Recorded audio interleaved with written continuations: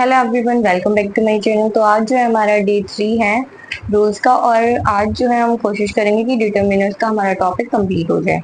सबसे पहले हमारा टॉपिक जो है आज का वो दिस दैट दीज दोज है। दिस और दैट जो है हमारा सिंगुलर के साथ लगता है, दीज और दोज जो है प्लूरल के साथ लगता है। ये मोस्टली सबने पढ़ा होगा, ठीक है।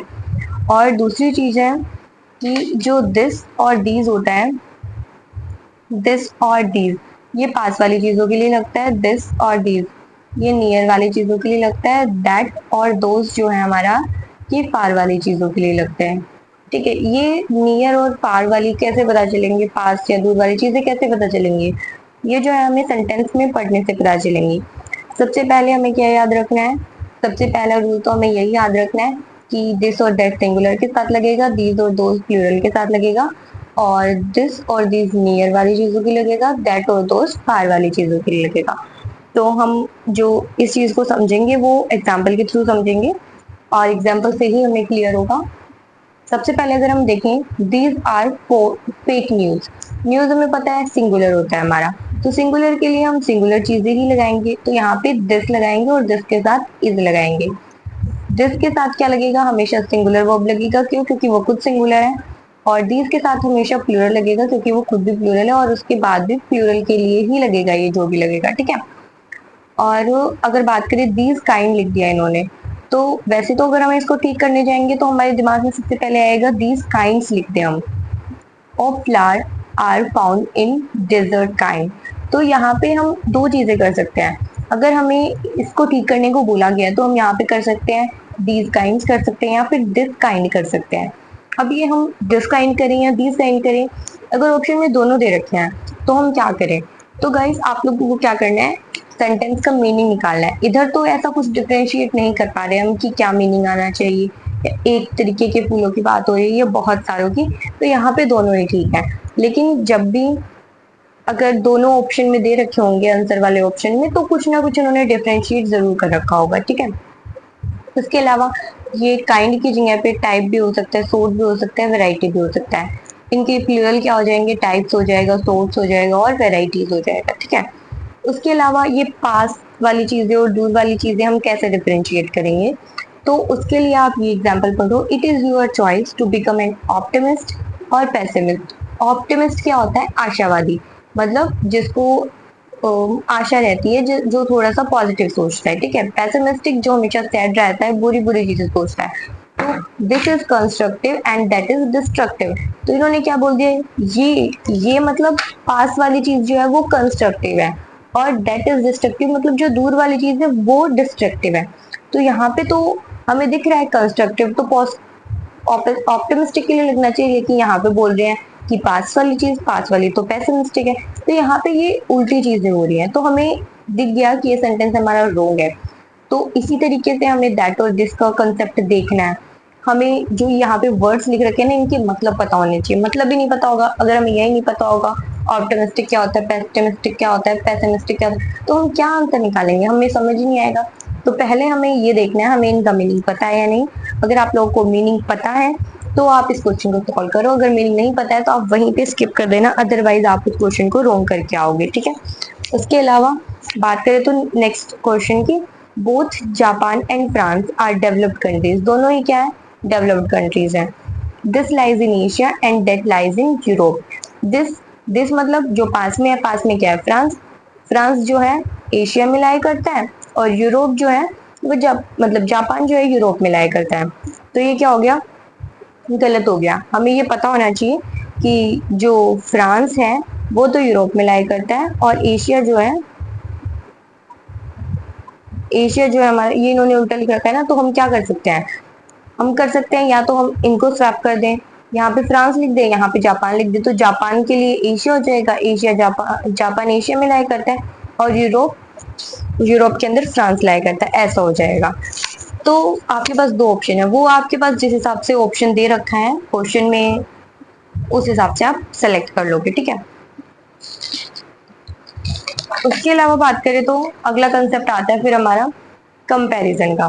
कंपैरिजन अगर हम करें तो कोई भी चीज का अगर हमें कंपैरिजन करना है, तो उसमें आप लोगों ने देखा होगा, जैसे जब भी हम कंपैरिजन करते हैं, एक बॉल का कंपैरिजन कर रहे हैं दूसरे बॉल से, तो हम उसके लिए दैट, दोज ये वर्ड्स यूज करते हैं।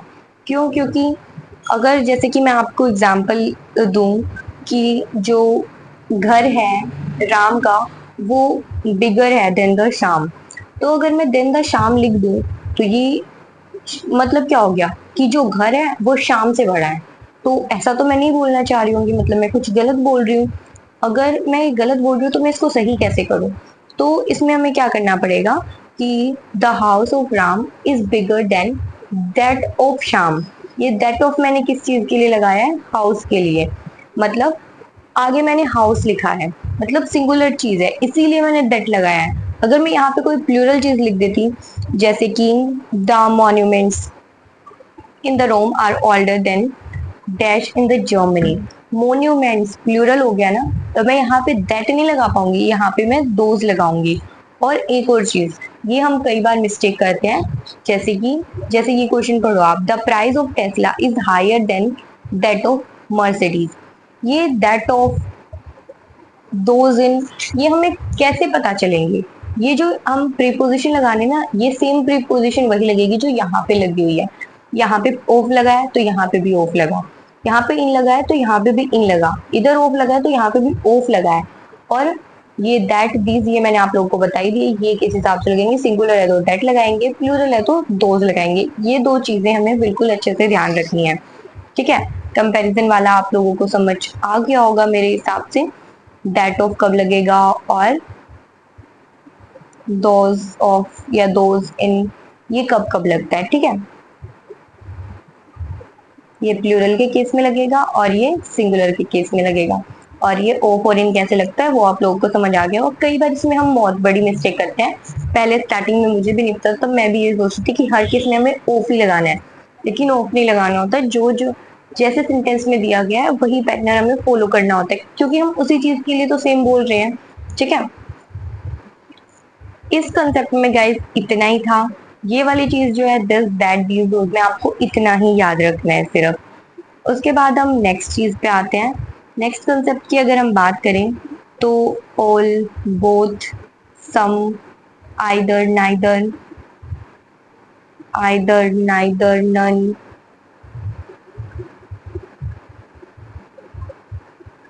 एनी, ये सारी चीजें जो है हमारी, इनके बाद आप लोगों को पता होगा हम काफी चीजें यूज करते हैं, जैसे कि both of the student, some of the students, मतलब इनके साथ ना बहुत सारे कंसेप्ट बनते हैं और कुछ कंसेप्ट हम बाद में भी पढ़ेंगे।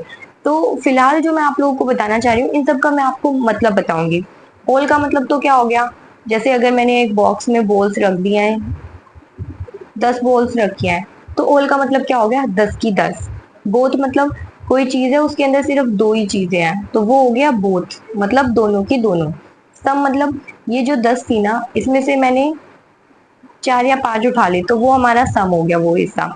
आइदर मतलब है तो दो ही चीजें, दो में से या तो ये या तो ये, वो वाली चीज होगी आइदर।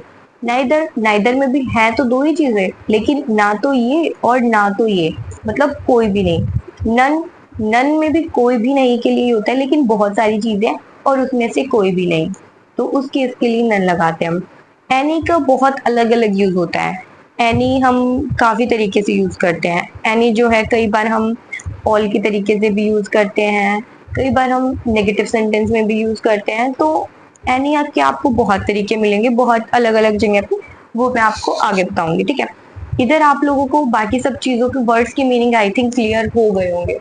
अगर आपको कोई डाउट हो तो आप कमेंट सेक्शन में पूछ लेना, ठीक है? उसके अलावा ईच एवरी ये मैं आप लोगों को कराई चुकी हूँ। ईच का मतलब है, ईच की अगर हम बात करें तो जैसे अगर ये कोई बास्केट है इसमें इतनी चीजें हैं, तो ईच मतलब हर एक, लेकिन एक एक करके अगर हम काउंट करेंगे तो वो ईच में आ जाएगा, ईच और एवरी, ठीक है? तो सबसे पहले तो हमें इन सब का मतलब ही पता होना चाहिए।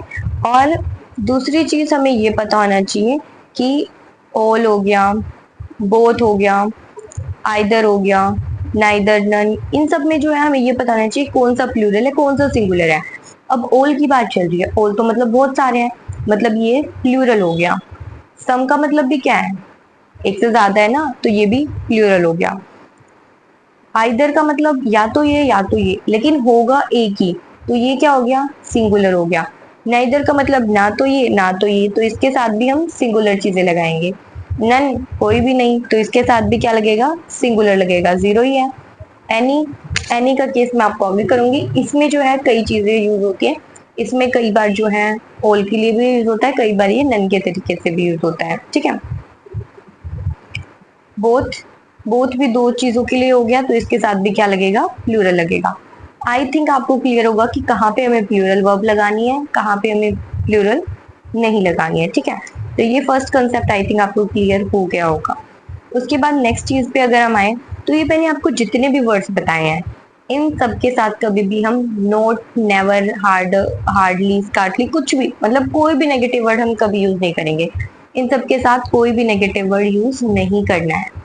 जितने भी नेगेटिव वर्ड होते हैं, not, never, NOR, hardly, seldom, बेयरली, rarely, scarcely, जिनका भी मतलब हमें नो दिखता है, मतलब ऑलमोस्ट, नाइदर, नेवर, मतलब ऐसे कोई भी वर्ड हम नहीं लगाएंगे, ठीक है। अब क्यों नहीं लगाएंगे उसका रीजन भी देख लो। जैसे ओल के साथ अगर मैंने नोट लगा दिया, ओल के साथ जैसे ही मैं नोट लगाऊंगी ना, तो उसका मतलब हो जाएगा नन, मतलब सारों के साथ नोट लगा दिया तो मतलब कोई भी नहीं, तो इसका मतलब तो यही बन गया, तो मैं उसके साथ नोट क्यों लगाऊं, ठीक है। ओल के साथ मैंने जैसे ही नॉट लगाया, नेगेटिव वर्ड लगाया, तो इसका मतलब क्या हो गया, नन। जैसे ही मैं बोथ के साथ लगाऊंगी, बोथ के साथ अगर मैं नेगेटिव वर्ड लगाऊंगी, तो इसका मतलब हो जाएगा नाइदर, ना तो ये ना तो ये। आइदर के साथ जैसे ही लगाऊंगी, तो उसका मतलब भी क्या हो जाएगा, नाइदर हो जाएगा। ईच के साथ लगाऊंगी तो उसका मतलब भी नन हो जाएगा, क्योंकि एक से ज्यादा था ना, तो इसका मतलब भी नन हो जाएगा। और नन और नाइदर के साथ लगाऊंगी तो वो तो नन और नाइदर ही रहेगा, उस पर कोई इफेक्ट ही नहीं पड़ेगा, तो हम सुपरफ्लुअस क्यों करें अपने सेंटेंस को, ठीक है। तो जैसे कि अगर हम एग्जाम्पल लें, तो मैं आपको एग्जाम्पल कराती हूँ। Some of the mangoes are ripe, मतलब कुछ मैंगोज जो है राइप है। Some of the mangoes are not ripe, ये भी बिल्कुल ठीक है। इसका सिर्फ मीनिंग अलग है कि कुछ मैंगोज राइप है, कुछ कोई हिस्सा है, कोई नहीं है। अगर हम मोस्ट की बात करें, तो इधर जो है क्या समझाना चाह रहे हैं, सम का मतलब क्या होता है, लेस देन 50। कुछ, जैसे हम, मेरे 10 फ्रेंड्स हैं, तो 10 में से मैं सम किसको बोलूंगी, अगर 10 हैं, 10 में से मैं सम 9-10 को तो बोल नहीं सकती, 9-10 तो ज्यादातर हो जाएंगे। तो जो मैं सम बोलूंगी वो लेस देन 50% को बोलूंगी, लेस देन 50% को, मतलब 4 को, 5 को मैं बोल दूंगी सम। लेकिन अगर जैसे ही 5 से ज्यादा होते हैं, मतलब मोर देन 50% हो जाते हैं ना, तो उसको मैं मोस्ट बोलूंगी, ठीक है। मोर देन 50% को क्या बोलेंगे हम, मोस्ट। जब भी हमें ऐसी सेंस देनी हो कि आधे से ज्यादा, तो उस केस में हम मोस्ट लगाएंगे, ठीक है। उसके बाद हम बात कर रहे हैं सम और एनी की। ये जो है काफी इंपॉर्टेंट कंसेप्ट है, और सम और एनी का अगर आपने बुक्स में पढ़ा होगा, तो आपने सिर्फ दो ही चीजें पढ़ी होंगी, कि सम जो है हमारा पॉजिटिव सेंटेंस में यूज होता है, एनी जो है हमारा नेगेटिव सेंटेंस में यूज होता है। ये बिल्कुल सही बात है। और इसके अलावा आपने पढ़ा होगा कि एनी जो है क्वेश्चंस वाली चीज में भी यूज होता है, ठीक है। ये इतने नॉर्मल कंसेप्ट है, ये हर बुक में मिलेंगे, हर जगह पे आपने इनको पढ़ा होगा, और कहीं ना कहीं मॉक में भी देखा होगा, ठीक है। तो ये चीजें तो आपको आई थिंक समझ आ गई होगी कि सम कहाँ लगाएंगे। पॉजिटिव जहां भी सेंटेंस दिखता है तो आपको सम लगाना है, नेगेटिव दिखेगा तो आपको एनी लगाना है, क्वेश्चन दिखता है तो आपको एनी लगाना है। इसके एग्जाम्पल कर लेते हैं, ये बेसिक कंसेप्ट है, ये भी आपको आना चाहिए, ठीक है। तो आई हैव सम बुक्स, तो सम लगा देंगे। पॉजिटिव सेंटेंस है, I don't have dash book, negative आ गया तो एनी लगा देंगे। क्वेश्चन आ गया, do you have dash books, तो एनी लगा देंगे। Have you trade anywhere in the south India, मतलब क्वेश्चन आ गया तो यहाँ पे एनीवेयर लगा दिया। अब जो है गाइस, ये तो था बेसिक कंसेप्ट, लेकिन सम और एनी का बहुत ज्यादा अलग कंसेप्ट भी आता है, तो वो भी हमें पढ़ना है, और वो मैं इसी वीडियो में आपको समझाऊंगी, हम जल्दी जल्दी करेंगे। सबसे पहले कुछ और एग्जाम्पल बचे हुए हैं, जैसे कि नेगेटिव सेंटेंस का मतलब सिर्फ नो या नेवर नहीं होता है। अगर फ्यू लगा दिया, फ्यू का मतलब भी हमने पढ़ा था कल की क्लास में कि नो ही होता है, ऑलमोस्ट नो होता है, तो यहाँ पे भी हम एनीथिंग लगा देंगे। बेयरली का मतलब भी ऑलमोस्ट नेवर होता है, तो यहाँ पे भी समवन नहीं आएगा, एनी वन आ जाएगा। सेल्डम का मतलब भी ऑलमोस्ट नेवर होता है, तो यहाँ पे भी सम नहीं आएगा, एनी आ जाएगा, ठीक है। उसके अलावा गाइस, अगर हम बात करते हैं कि जैसे कि कोई ऐसा केस ले लो, हमने क्वेश्चंस में पढ़ा है कि एनी लगाना है, लेकिन जब हम क्वेश्चन पूछते हैं तो हमें उसका आंसर नहीं पता होता है कि सामने वाला जवाब क्या देगा। अगर हमें जवाब नहीं पता है तो वो हमारे लिए क्वेश्चन है। लेकिन अगर हमें जवाब पता है, मैं आपसे पूछ रही हूँ, आप कोई क्वेश्चन सॉल्व कर रहे हो, वो बहुत डिफिकल्ट है और आपको समझ नहीं आ रहा, तो मैं आपसे पूछ रही हूँ कि क्या आपको मेरी हेल्प चाहिए, तो आप, मुझे पता है आपका जवाब हाँ ही होगा, तो मैं सिर्फ फॉर्मेलिटी के लिए पूछ रही हूँ। तो जब भी हम फॉर्मेलिटी के लिए कोई क्वेश्चन पूछते हैं, जब वो मॉडल्स का यूज करके कोई क्वेश्चन पूछते हैं सिर्फ फॉर्मेलिटी के लिए, तो उस केस में जो है हम एनी नहीं लगाते, उस केस में हम सम लगाते हैं। क्यों? क्योंकि हमें आंसर पता होता है सामने वाले का कि वो हाँ ही बोलेगा, और हम सिर्फ फॉर्मेलिटी के लिए पूछ रहे हैं और मॉडल्स के साथ पूछ रहे हैं। अगर आपको ये चीजें समझ ना आई कि हम कैसे डिफरेंशिएट करें कि एनी लगाने हैं, तो आप ये देख लेना क्या मॉडल से क्वेश्चन पूछा जा रहा है या फिर नॉर्मल क्वेश्चन पूछा जा रहा है। ठीक है, तो जैसे कि आप अगर एग्जाम्पल देखोगे, can you give me dash coffee, can बोल दिया ना, do you have dash sugar, तो डू बोल दिया। जब भी ये मॉडल से यूज कर रहे हैं तो हम सम लगा देंगे। ये मैंने नीचे एक्सप्लेन भी कर रखा है, जैसे कि मॉडल से जब भी क्वेश्चन पूछेंगे तो हम यस, अगर उसका जवाब यस है तो हम सम लगाएंगे, और अगर नॉर्मल क्वेश्चन है जिसका आंसर यस या नो कुछ भी हो सकता है तो हम एनी लगा देंगे। ठीक है, जैसे कि कुड आई हेल्प यू, मैं आपसे पूछ रही हूँ, तो could I have some water, तो अगर मैं किसी वेटर से बोलती हूँ कि मुझे, क्या आप मुझे पानी ला देंगे, तो वो ऑब्वियसली मना तो नहीं करेगा, मैं सिर्फ फॉर्मेलिटी के लिए पूछ रही हूँ, तो यहाँ पे हम क्या लगा देंगे, सम लगा देंगे। ये कंसेप्ट मैं आपको बता चुकी हूँ कि 5 से कम होगा तो सम, 5 से ज्यादा आ जाएंगे तो वो मोस्ट होता है, और 10 के 10 हो जाए ऑल हो जाएगा। ठीक है, ये सारी वही चीजें हैं, सिर्फ एक लास्ट कंसेप्ट बचता है डिटर्मिनर्स का, वो आप देख लीजिए। इसमें क्या बचा है, एनी का मतलब हम कई बार ऑल के तरीके से भी यूज करते हैं। एनी मतलब ऑल, कैसे? जैसे कि अगर हम किसी को बोल रहे हैं कि मैं आपके लिए कुछ भी कर सकता हूँ, तो कुछ भी मतलब सब कुछ, कुछ भी में सब कुछ आ गया ना, तो उस तरीके से I can do anything for you, something for you तो नहीं लिखेंगे, समथिंग का तो मतलब तो कुछ होता है, कुछ का मतलब तो आधे से भी कम होता है ना सम का मतलब, तो हम सम तो नहीं लगाएंगे यहाँ पे। I can do anything for you मतलब मैं आपके लिए सब कुछ कर सकता हूँ, तो उस तरीके से भी एनी का यूज होता है। उसके अलावा और एग्जाम्पल अगर आप देखोगे तो, though I knew some of the people at the party, ये इस चीज को डिफ्रेंशिएट कर रहे हैं कि सम कहाँ लगाना है, मोस्ट कहाँ लगाना है, एनी कहाँ लगाना है। तो वो आप देख लीजिए कि हालांकि मैं कुछ लोगों को जानता था पार्टी पे, लेकिन I couldn't recognise any of them. पहली बात इन्होंने क्या बोला कि हालांकि मैं कुछ लोगों को जानता था, मतलब जितने लोग वहां आए थे उसमें से वो आधों को या आधों से कम को जानता होगा, लेकिन वो किसी को भी रिकॉग्नाइज नहीं कर पाया। पहली बात, वो सिर्फ कुछ को ही जानता था, तो वो ये बात क्यों बोलेगा कि मैं किसी को भी रिकॉग्नाइज नहीं कर पाया। पहली बात तो वो आधों को तो जानता ही नहीं था, तो उनको कैसे रिकॉग्नाइज करेगा। ठीक है, तो हम यहाँ पे क्या लगाएंगे, तो हम यहाँ पे सम या मोस्ट लगा देंगे, मतलब वो जितनों को जानता था उनमें से ज्यादातर को वो नहीं पहचान पाया या कुछ को नहीं पहचान पाया। ठीक है, या आपको थोड़ा सा कॉमन सेंस से आपको क्वेश्चंस को सोल्व करना है। जब भी आप क्वेश्चन सोल्व करो थोड़ा सा ध्यान से सोल्व करो। एक और एग्जांपल ये और कर लेते हैं, I solve most of the questions in the sheet but couldn't solve any of them. पहले इन्होंने बोल दिया कि मैंने most of the question solve कर लिए, मतलब 10 क्वेश्चन थे तो उन्होंने लगभग 8 सॉल्व कर लिए। फिर वो बोल रहा है कि मैं कोई भी क्वेश्चन सॉल्व नहीं कर पाया, ये तो लॉजिकलेस बात हो गई।